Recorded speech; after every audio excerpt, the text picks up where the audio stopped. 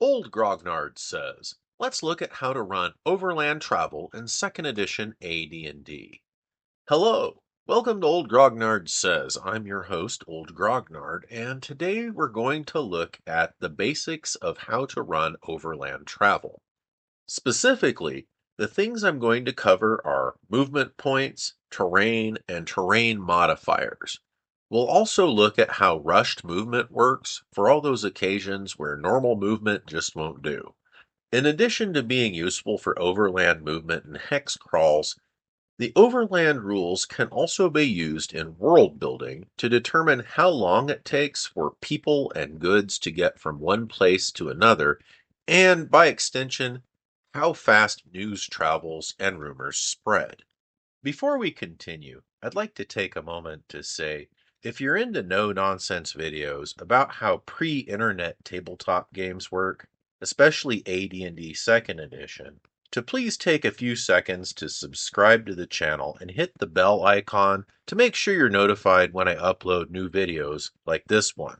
Also be sure to enable notifications so that the bell icon will do what it's supposed to do. I generally upload new videos once or twice a month, so please do all that YouTube stuff if you want to know about them when they come out.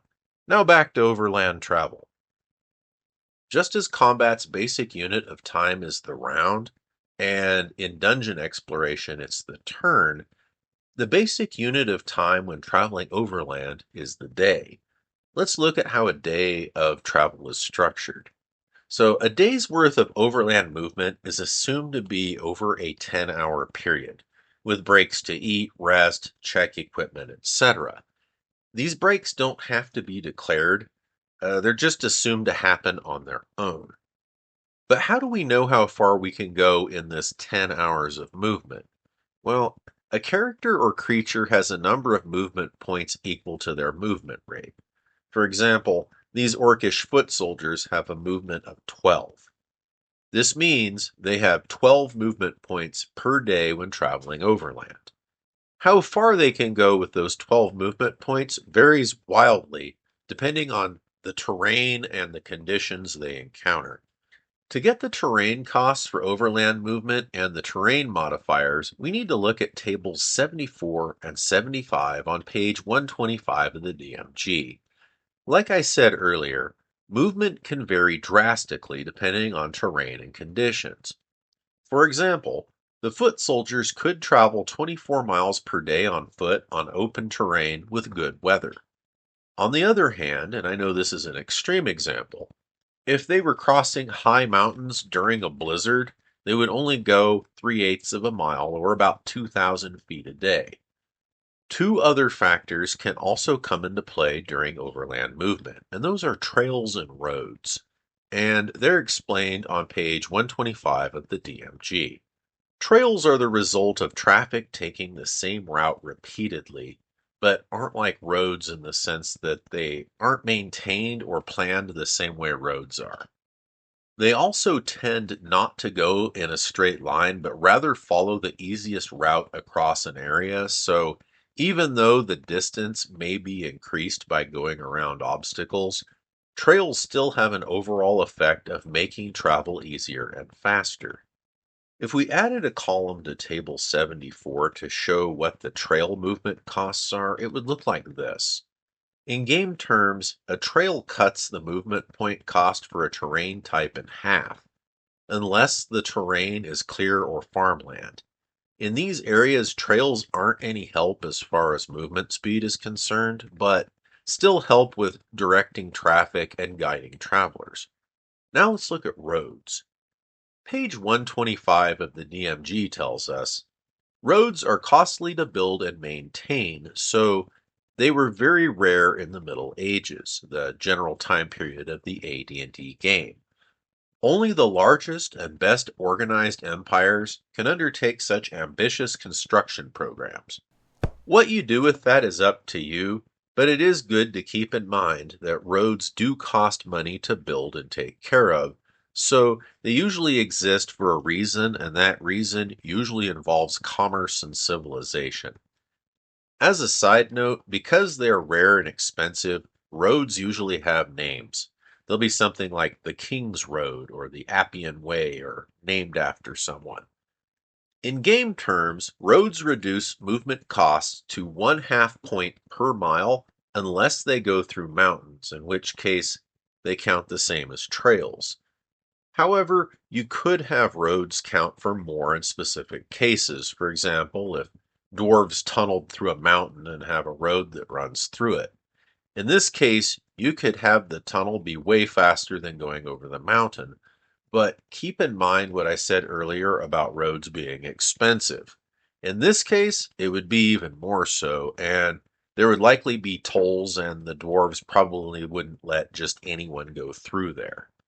I suggest when you do terrain cost modifiers to always figure the parts in the same order. For example, when I calculate movement costs, I take the base for terrain, then figure in road or trail modifiers, and then do the adjustment for conditions. Some creatures have abilities that modify terrain costs. So, for example, a Bactrian camel lowers the movement cost for rocky deserts by 1.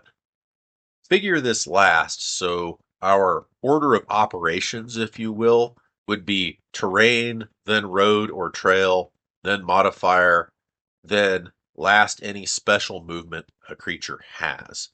So in the case of the Bactrian camel, if we do rocky desert, trail, fair weather, and then add in its special movement, we end up with a cost of 0. This doesn't mean that they can teleport.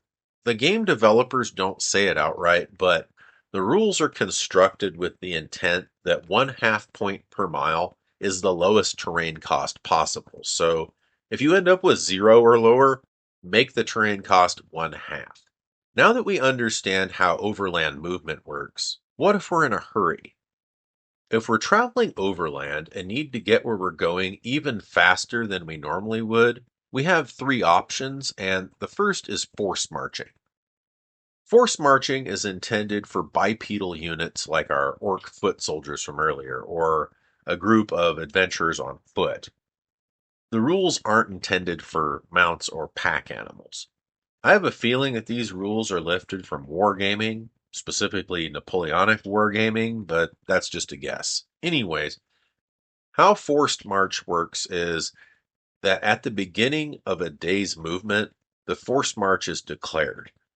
The unit can move 25% further than normal, so, for example, a group of characters who all have a 12 movement rate could set out across flat land and go 30 miles in one day instead of 24. This isn't without risks or downsides. At the end of each day, the characters have to make a constitution check with a -1 for each day they have force marched. This penalty also applies to any attack rolls the unit makes as well. If the unit doesn't have a constitution score, like for instance the orcish foot soldiers from earlier, they make a saving throw versus death instead. If they're successful, they can attempt to force march again the next day. If they fail, they can't force march but can still continue at their regular pace. In order to get rid of the force march penalties and attack roll penalties, the unit in question has to rest. For each half day rested, their penalties reduce by 1. If a unit has failed a force march check, they can't attempt to force march again until they've reduced their penalty to 0. The second method of increasing overland movement is double movement. Double movement can be thought of as force marching for mounts and pack animals. Just like force marching, double movement isn't without risk. How double movement works in game is that at the beginning of a day's movement, the group doing the double movement declares double movement for that day. They then roll a saving throw versus death for each mount or pack animal involved. Some animals, like for example mules, will have a bonus to the saving throw and it'll be listed in the creature's description.